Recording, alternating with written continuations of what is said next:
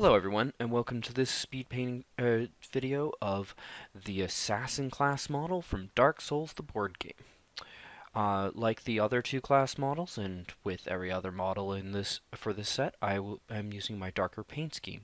To begin with, I'm painting areas that I want to look dark gray, using, well, my darkest scale of gray to begin with. Then I move on to a quick brush of the face. I do come back to this later as I feel I screwed it up, or at least the cowl around it. Then I move on to brown for a leathery look for the gloves and the belt and the boot, or I should say glove, because the other one is not visible behind the shield. Oh, and also the handle of the sword. Next, I move on to my dark metal, which I use for the rest of the blade, the shield, and the slight bit of armor on his left side. Next, I move to a lighter gray, as I want the cowl to stand out more.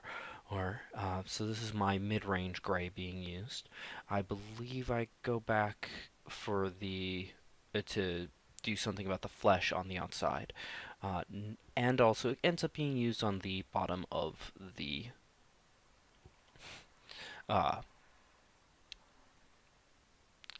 well, shirt.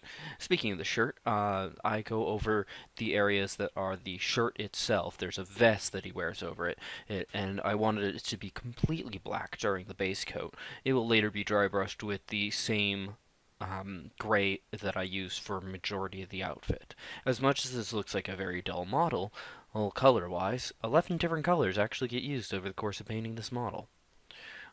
Yes, here I am going back over the cowl, as I said I recall doing, and then retouching up the face. Now, from here, I move on to, I believe, this is where I'm on to my highlight. I'm using a more tan color to bring out the color in the browns. And then I do the face, which is just white, as I wanted him to look as ghostly pale as possible. Well,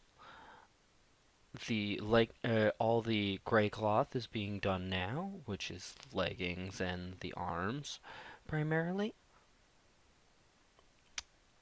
This model was really odd, honestly, but I like the way it came out. Here's the gray on the being reused on the black.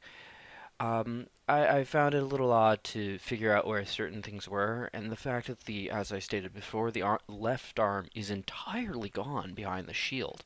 And here is me using my lightest gray to highlight the cowl, and then a mid-range metal for, well, various metal parts.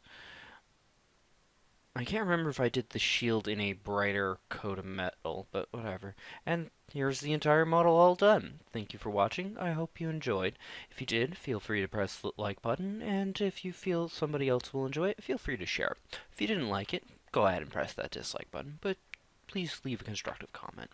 Also, feel free to leave comments in general, and if you'd like to see more of my videos, be it more painting videos like this, in-depth board game overview videos, unboxing, let's plays, and whatever else I might have, feel free to subscribe. Regardless, have a wonderful day. Bye-bye.